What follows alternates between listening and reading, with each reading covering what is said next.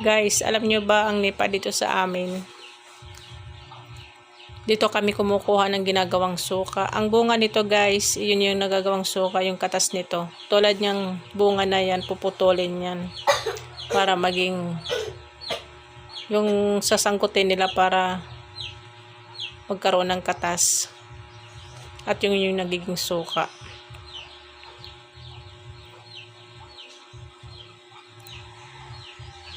Tsaka hindi lang yan guys, kasi ang nipa kasi, bukod sa pangdingding nito ang dahon, pang-atip sa mga bahay, ang ubo din nito guys, sobrang sarap, lalo na pagka niluto sa gata. Alam kong marami nang nakakilala dito at nakakaalam na maraming pakinabang ang nipa. At marami din gumagawa nito at maraming nagsasanggot. Kaya alam kong marami rin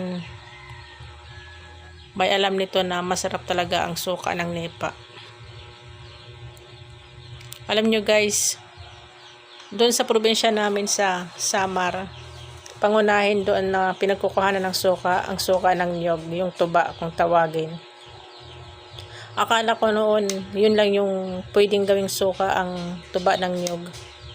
Pero alam nyo guys, kung maasim yung suka ng niyog at masarap, mas masarap pa pala ang suka ng ng nipa.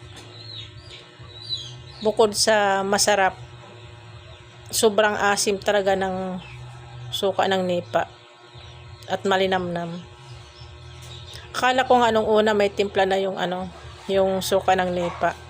Kasi syempre nagtataka ako kasi bakit ganito ang lasa nito, parang may asukal, parang may asin, parang may magic sarap. Pero yung pala talagang ganun na talaga yung lasa niya guys. Napakasarap talaga at malinamnam. Ngayon ko lang talaga to natikman dito sa sa probinsya ng Aklan. Alam nyo guys, pangunahin talaga dito na pinagkakakitaan, pangkabuhayan nila, paglalambat. Tsaka kung may talabahan at tahungan, swerte ka. Kasi okay na yun, pang araw-araw na yun. Sapat na.